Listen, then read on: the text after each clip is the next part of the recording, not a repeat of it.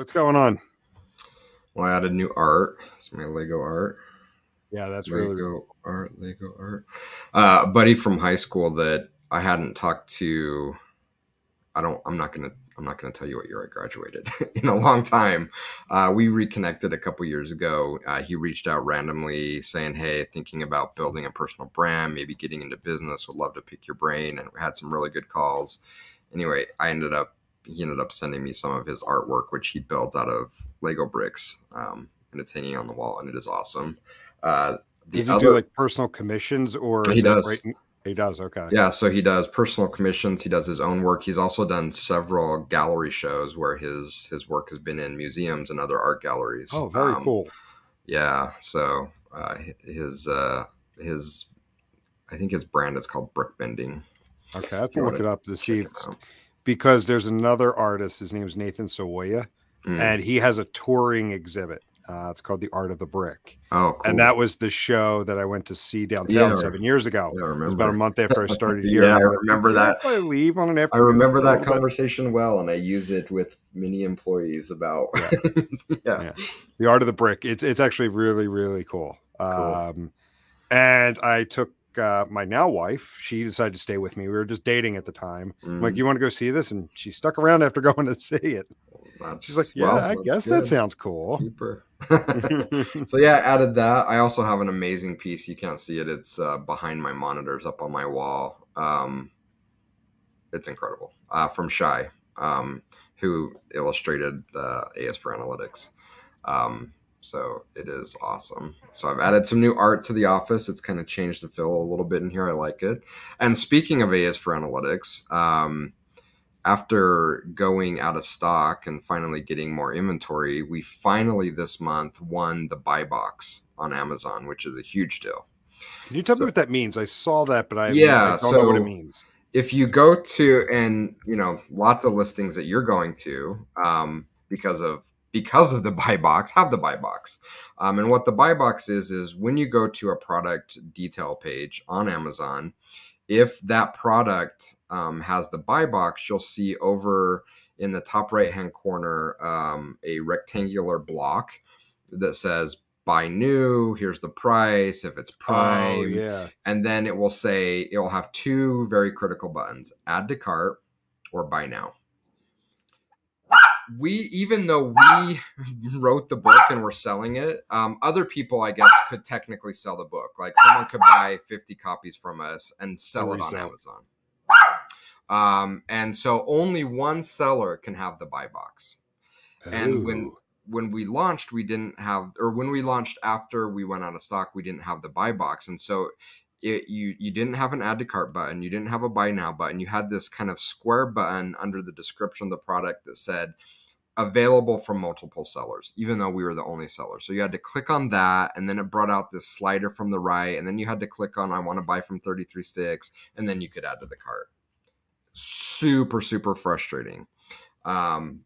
Anyway, this month we're up now over 300% compared to last month, and we're only 14 days in.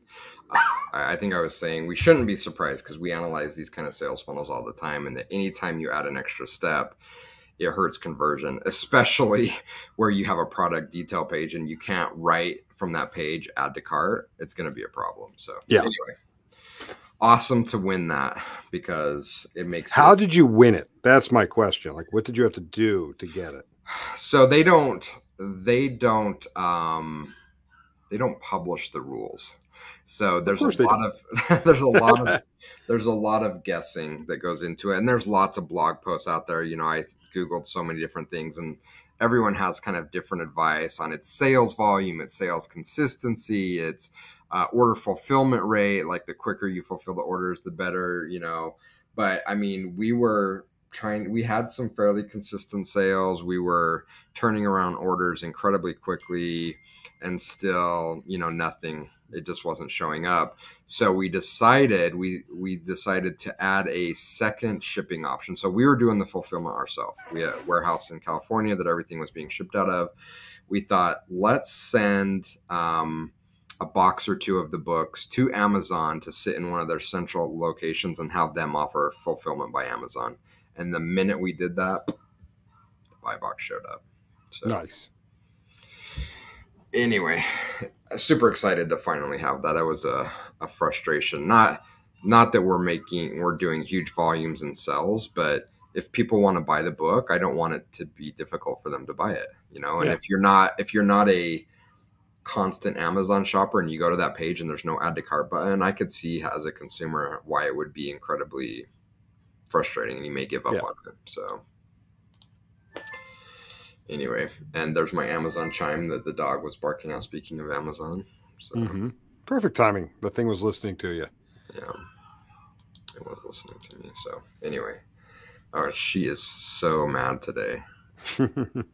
You can't hear it because like she's mad that I locked her up. So as long as you can't hear it, but I think we're good. Okay. Yeah, faintly. So we're good. Okay. So there you go.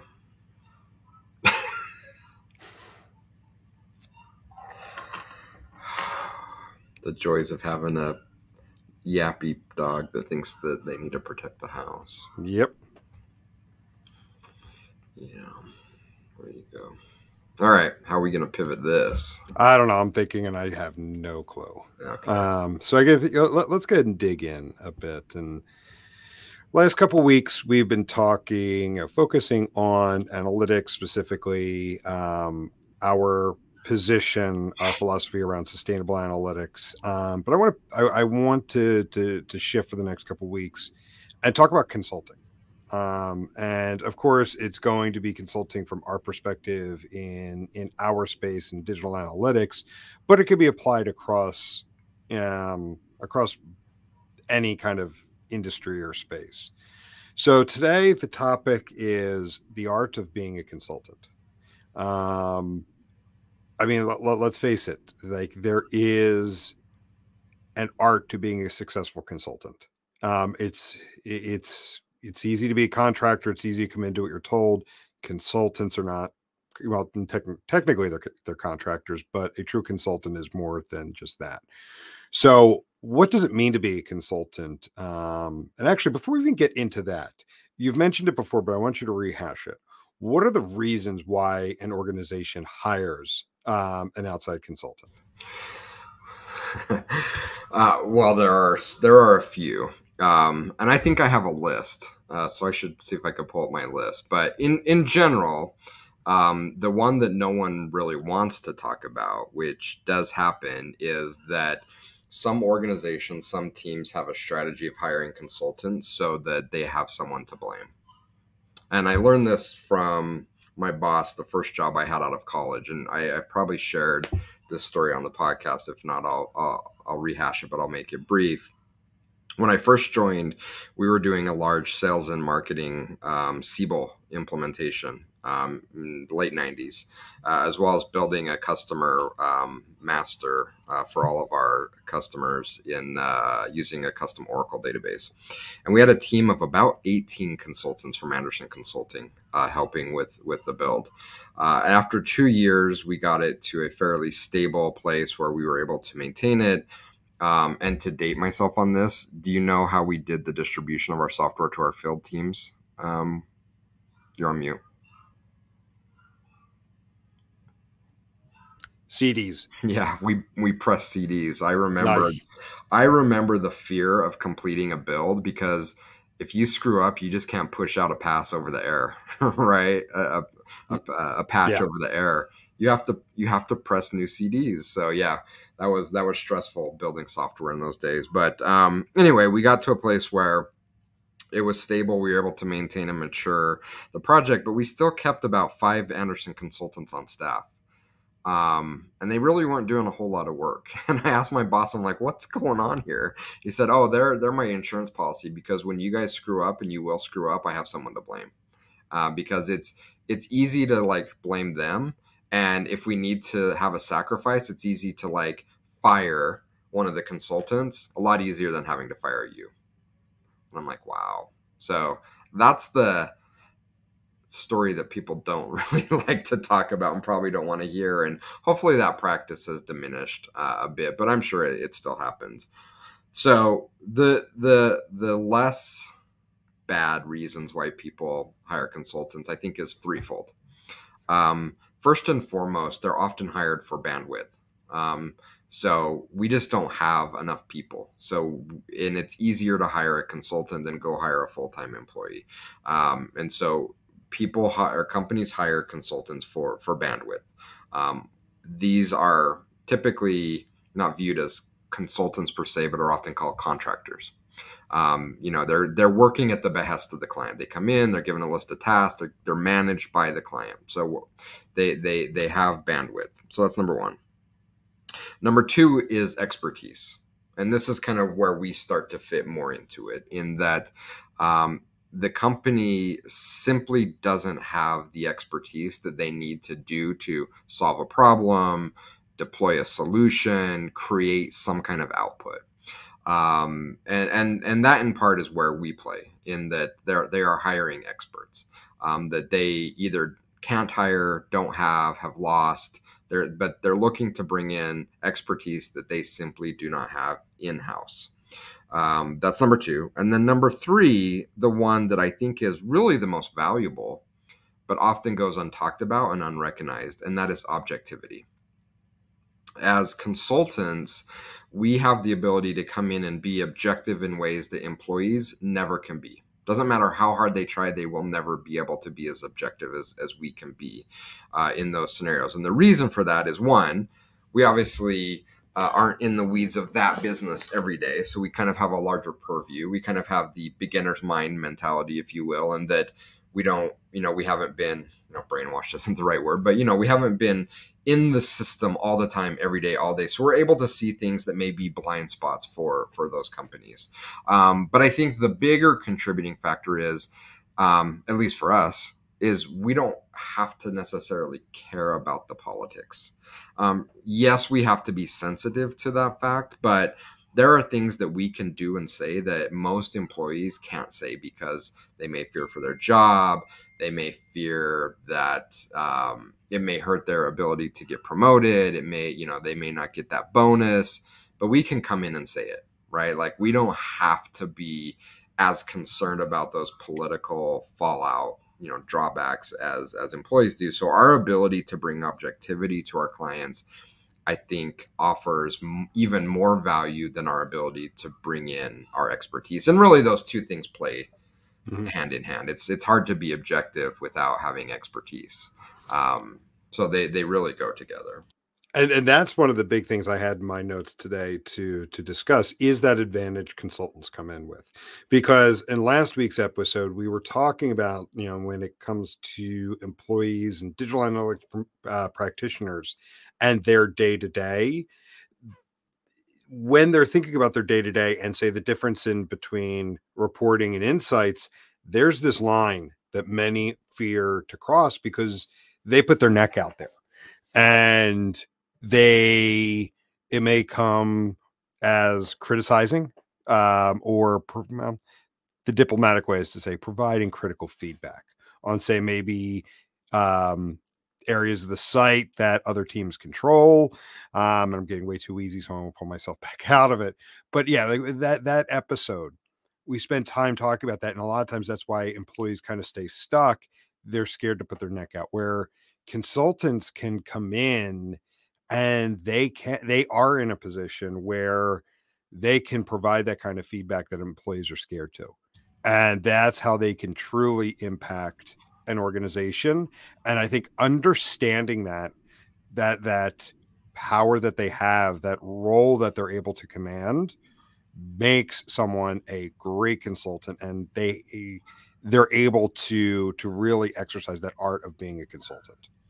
Yeah, I mean, I couldn't agree more. And I think that's a really perfect way to summarize that, is that when you're on that left side, lower end of that spectrum, where you're feeling a bandwidth need, it's oftentimes difficult, even as a consultant, to cross that line, right?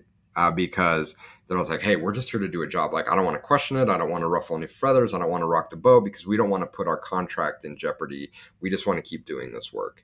And so really separating out kind of doing the job of consulting and really being true a true craftsperson of consulting is when you're able to transcend that line and say, okay, now I'm able to tell the client not necessarily what they want to hear, but what they need to hear.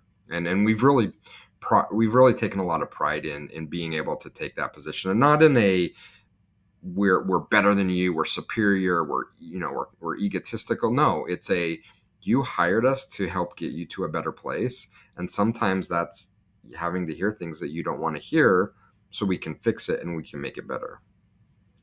Yeah. So let me ask you this. So define, or not, how do you define the difference between a consultant and a person who works for a consulting firm that is playing the role of a contractor? What makes those two people different? Who's giving the orders?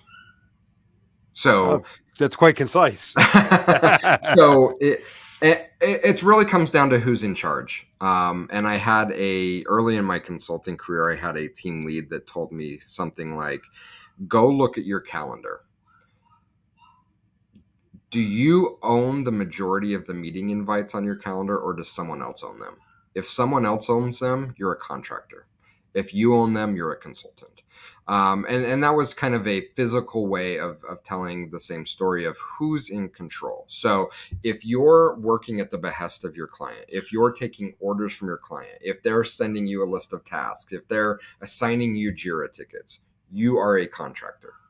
If you are setting the agenda, if you are providing the path, if you are giving a list of things that the consultant or the client needs to work on and deadlines when they need to get back to you, you are a true consultant. And there's a lot of gradation between that. But when you're on those two polar extremes, it's really easy to see that, okay, this person is operating in the role of a contractor, and this person is operating in the role of a true expert that is consulting the business to get them to a better state. And not that contractors can't be part of that, right? Contractors can definitely help get companies to a better state, but they can't do so in isolation. They're dependent on someone else, either another consultant or someone within the organization, to provide the direction, the strategy, and give them their operational details, their orders for how to get there. And all of those are important roles, but it's important to make that distinction between the two and what one is and what one isn't. Is it a bad thing to be a contractor in this particular sense? No, I don't think so at all. Again, I think it's a very needed role, especially when we're talking bandwidth wise. And we've seen companies, unfortunately, very sick companies where they need help. They need warm bodies doing work. And they're being told by operations, they're being told by HR that, oh, we have a hiring freeze, you can't hire. But hire all the contractors you want. So, absolutely, they fit a very real need. It's a very valuable service and a role. Again, for me, it's less about which one's more valuable. It's really what you're trying to solve for. They're all kind of important in the larger view of things.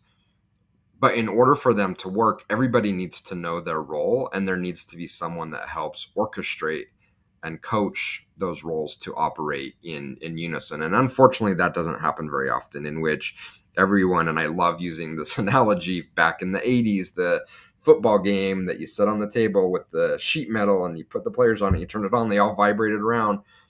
That's how a lot of teams and organizations work. They're kind of off doing their own thing because they're missing that key role. And again, sometimes it can be a consultant. We play this for several of our clients where there's lots of other agencies involved. It can be a strong leader within the client side, but someone needs to orchestrate getting all of these teams to work together. But in short, to answer your question, no. I mean, there's, if you're a contractor, your goal isn't necessarily, oh, I should become a consultant. No, not necessarily. It just depends on what you want to do, what fulfills you, what type of work you enjoy doing. It's not that one is better or, they're just different roles, and both are needed.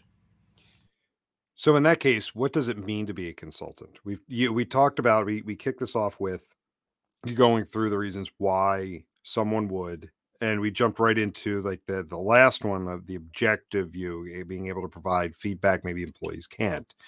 But if we were to zoom back out again for a minute, what does it mean to be a consultant? What does it mean to be hired in that role by an organization, whether you're a one-person outfit or you're part of a consulting team?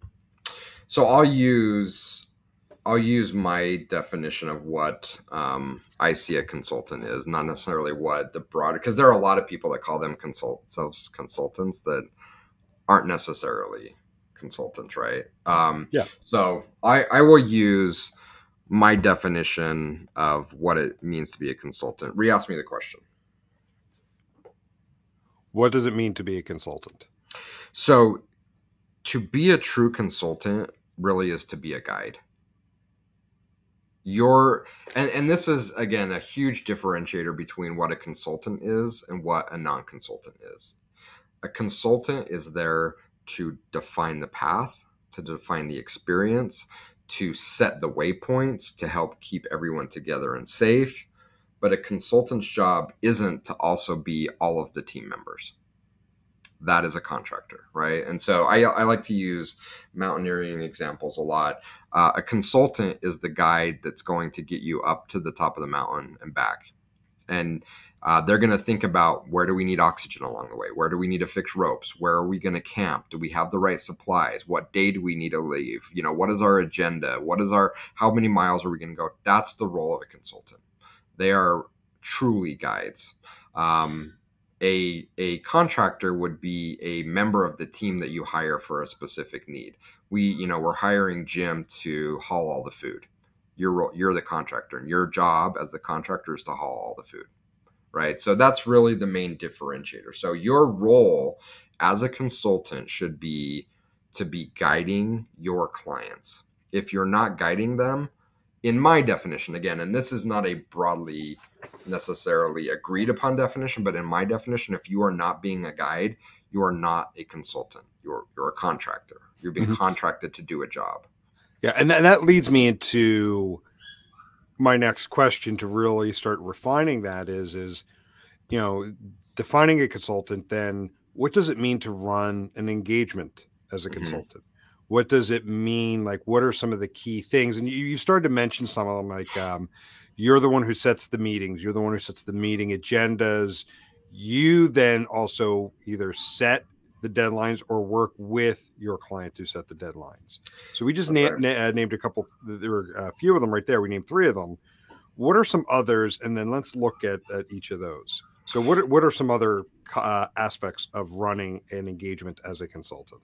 And again, I think that's a good choice of words that you use, running the engagement, because as a consultant, that really is your job, to run the engagement. Your job isn't to do a set of tasks. Your job isn't to, work on your job is to define the whole engagement. So you mentioned a lot of them, but it's really thinking holistically about how we're going to get from point A to point B. And in the types of projects that most consultants work on, that is not a straightforward linear path. There are a lot of things to think about: external forces, internal forces. So as a consultant, we need to be proactive in thinking about all of those things that we need to think about. What is the cadence of communication? What teams do we need to work with? What deadlines do we need to be sensitive to in the business? So as we're setting our plan, we know that, hey, well, the development team is in a blackout for, this month, or what. We need to figure all of those things out. We need to figure out the logistics. We need to figure out how political pressures come into play. We need to figure out how to manage relationships. As you have a team, some team members are going to be supporters, some are going to be detractors, most are going to be ambivalent. We need to figure all of that stuff out so that we can put a proper plan in place, A, but B, we can properly guide along the way. Because it's one thing to have a plan, right? And we've used this quote before. I think it's the Mike Tyson quote. It's like something like, you can have a plan, but that all changes the minute you get, punched in the jaw. So it's one thing to have a plan, which you absolutely have to have. It's another thing to be able to have the creativity and the expertise to deviate from that plan when you get punched in the face halfway through the project, which you are going to get punched in the face.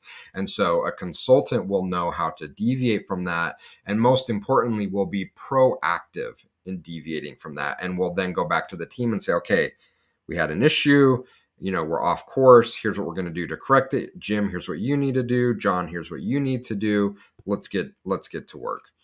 As a consultant, if you're waiting for the client to come tell you what to do. If they're scheduling meetings saying, hey, Jim, I'm not really hearing from you what we need to do, so I'm going to throw a meeting on our calendar because we don't know what to do next, we've lost the plot. You know, you're not fulfilling the role of a consultant. You need to be proactively thinking ahead. What do I need to do as the leader of this project to properly communicate and inform the team what we're going to do today, tomorrow, the next day, and so on? Yeah, all I could think about as you're describing that is a trip I had this past weekend. So this past weekend, I went out to South Bend, Indiana, for the Notre Dame football game. So it was my cousin's bachelor party, and it's being Notre Dame fans. It's my mom's side of the family.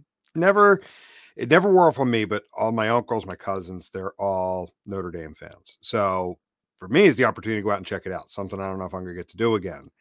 You know what? Nobody listening to this is going to. Don't throw anybody under the bus. You don't know who's going to get distribution. No, like you could tell, like the people who should have been planning it, there was no plan. There was a bunch of us that were just frustrated.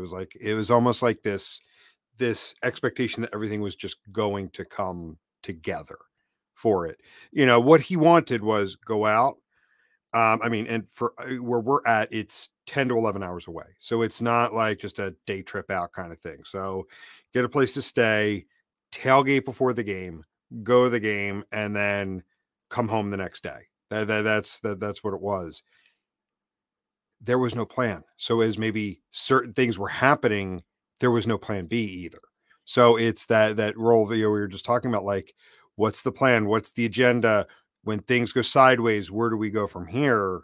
All I could think about was the fact that it was like, okay, what do we have for food for tailgating? What vehicles are we taking to the parking lot? What are we doing here? What are we doing there? Do we have chairs? Like it was all of those little things. All of a sudden I'm like, oh yeah, I see they have no plan. Mm-hmm. So it was me and a bunch of my cousins kind of just jumping in and like, okay, let's just figure this out.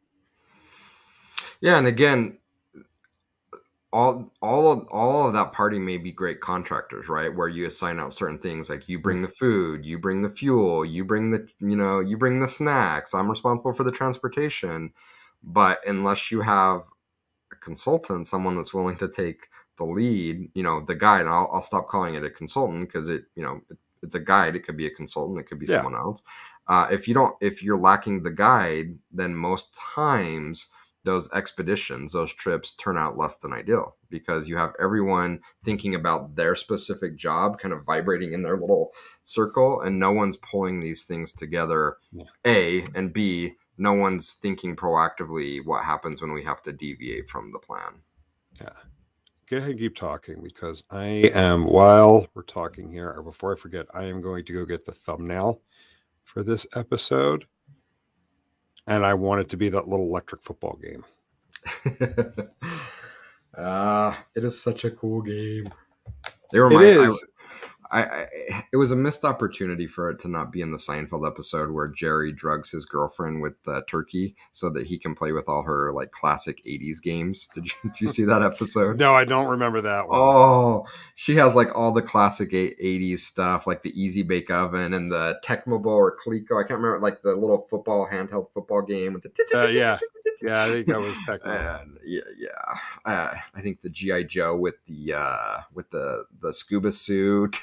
Anyway, so Jerry bought a huge box of red wine, a big turkey, and a bunch of potatoes and gravy to get her tired so that he could play with her toys. Nice. And it's a miss that they didn't have the football game. It's such a classic.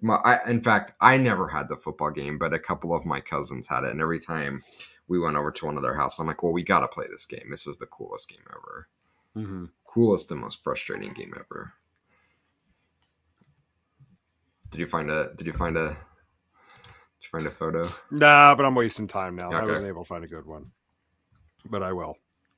All right. So coming back to our topic, bringing us back, and I don't mean to throw anybody under the bus from the weekend, but I guess it is that kind of guide or consultant in me that quickly realized that, like, oh God, like we got to figure this out. We're missing several components, and let's make sure, things go as desired, not just kind of hoping for the best.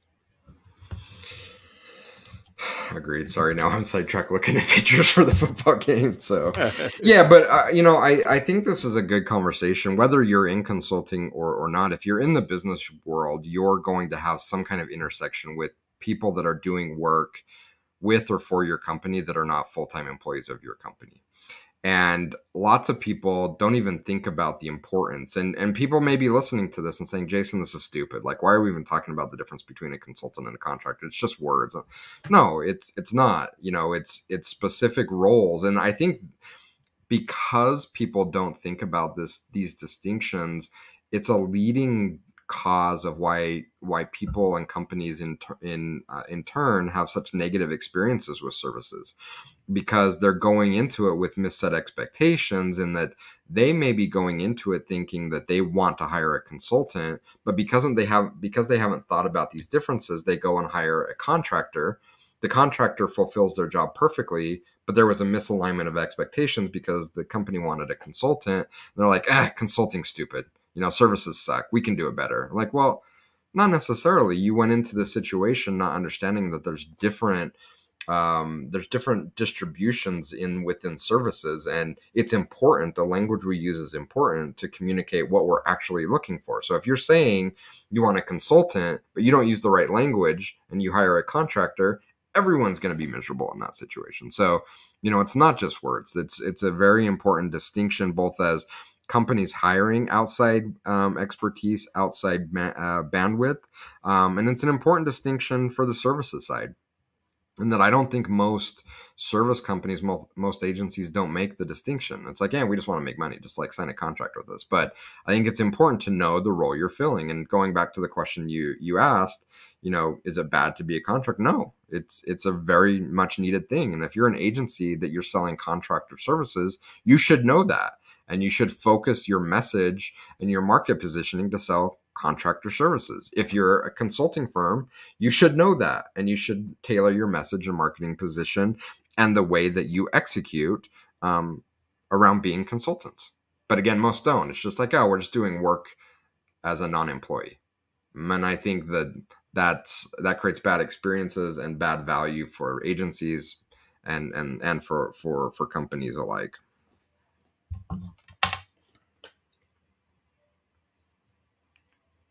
What, for someone to be a successful consultant, what are some of the skills or characteristics? Or actually, let me re-ask that question in a different way. What are some of the common skills and characteristics you've seen of successful consultants? Ooh, a lot. But I think for a consultant to be successful, they absolutely have to transcend the job that they're doing. Again, if you're doing the job, you're a contractor. So if you really want to be a successful consultant, it starts with transcending the job and looking at it as a craft, and then more importantly, thinking about the whole experience around what you're trying to create.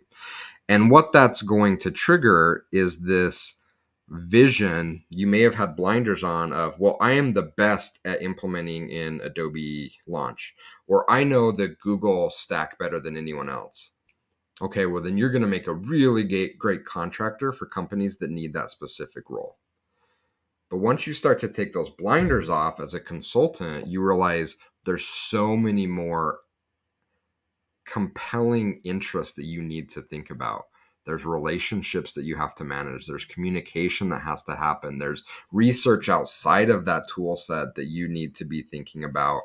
And that really is going to drive what ideally separates a great consultant from a contractor and a great consultant from an average consultant, and that is proactivity. If you're being proactive in driving and defining the engagement you're having with your customer, and if you're going to be proactive, that means you're going to address all of those subcomponents of, what's the communication strategy going to be? Who do I need to be building relationships with? How do I need to be establishing value? All of those things are going to be part of being proactive and thinking about your job. A good consultant will be reactive.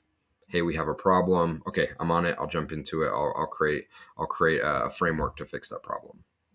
An outstanding consultant is going to identify that problem, or better yet, going to put in plan in place so that problem doesn't occur because they proactively thought through the situation. Gotcha. Yeah, I love you bringing up the proactive piece, because in my career, that is probably like the linchpin of all of it. So going back to some of the key things to running a successful engagement, owning the meetings, owning the agenda, those pieces, that comes as a result of being proactive. And instead of just waiting for the client to schedule the meeting, instead of waiting for your client to tell you what they need done, you're coming in, assessing the situation, saying, this is what you need to do. Yeah. And it's about being proactive and having the confidence to be able to do that, which is probably, a different conversation, because one, it could be at the consultant level, as personally, do I have the confidence to say, no, I'm not going to that meeting, or no, we're not going to do it that way, or you really need to be thinking about it this way. You hired me as the guide. I'm going to tell you what you need to hear. That takes someone with a lot of confidence to be able to pull that off. And then there's also the business aspect of it, of the agency you work for. Do you work for an agency that wants you to operate within that model, but they're not giving you the training and the mentoring and the help to have the confidence, to have the framework, to have the right language to use with your clients? So yeah, I mean, those two things combined are critically important, because we can be proactive all day long, but if we're also pushovers and we're halfway up the mountain and the client says, we're going to take this path over here, and we know it's going to lead to disaster, and we're like, okay, yeah, we kind of nod our head and go along, all the proactivity gets thrown out the window. At that critical moment, we need to be able to say, no, we're not taking that path, because if you go down that path, you're going to get stuck, and then we're going to have to call in search and rescue to come home, save all of us. And I don't want to have to do that. Yeah, that's actually really fair. That's a good point. You need to couple it with the confidence to follow, to make sure what you recommend is the client follows through on. Yeah. Yeah, and that can be hard to do. And I think that comes with, one, that comes with experience. Two, that comes with having built up your expertise, because expertise is going to give confidence. And three, having the right leadership in the organization that you work with, that that you have their support and they're constantly investing in you to give you that confidence to be able to be a true guide for your clients. Yeah, definitely. So, believe it or not, we're actually already 40 minutes in. This conversation really has flown by. So, to start wrapping things up with what we've talked about today and the art of being a consultant, what does that all mean through the lens of sustainable analytics? So from a sustainability standpoint, again, if you believe that what you're putting in place as a consultant is about the long-term health and success of your customers, it means having the courage to push back on a lot of decisions that companies are making, because again, we're stuck in this loop of over-engineering, over-implementing, too many tags because it feels good to get stuff done. Through the lens of what does this mean from a sustainable analytics standpoint, if you're truly embracing your role as a consultant, as a guide for the companies you're working with, you need to have the courage to start to push back against something that right now has a tremendous amount of momentum, but is leading us all to a path where ultimately we're all going to crash and burn. And I don't want to be on that path for sure. Yeah, totally. And I have nothing to add to that. Like, I think that's a very succinct way of putting it. I need to come up with a new, a closing tagline. I follow this guy on YouTube, Gotham Chess. He's awesome. At the end of all his videos, he says, all right, get out of here. I'm like, I want to steal his line, but he's already kind of branded it. I need to come up with my own, like, how do we end this? Yeah. Anyway, good talk today. Yeah, very good. Get out of here. So, yeah, we'll think of a way, but yeah, I think that's a good spot to wrap this up on. We're going to dig into a few other aspects of consulting and over the next couple of weeks. So, but this was a good intro of what it means to be a consultant and what it means to be good at the craft of being a consultant. Yeah. And this kind of went down a path I didn't think it was going to take, but Same here. It was very good conversation. And again, this conversation is, you don't need to be a consultant for this episode to have been valuable. In fact, I think it's more valuable for businesses working with consultants and hiring consultants than it is for the consultants themselves. So hopefully people will find value out of this conversation, because I think it was a good one. Yeah. Cool. All right. Well, we'll go ahead and wrap it up there and talk to everyone later. See you. See ya.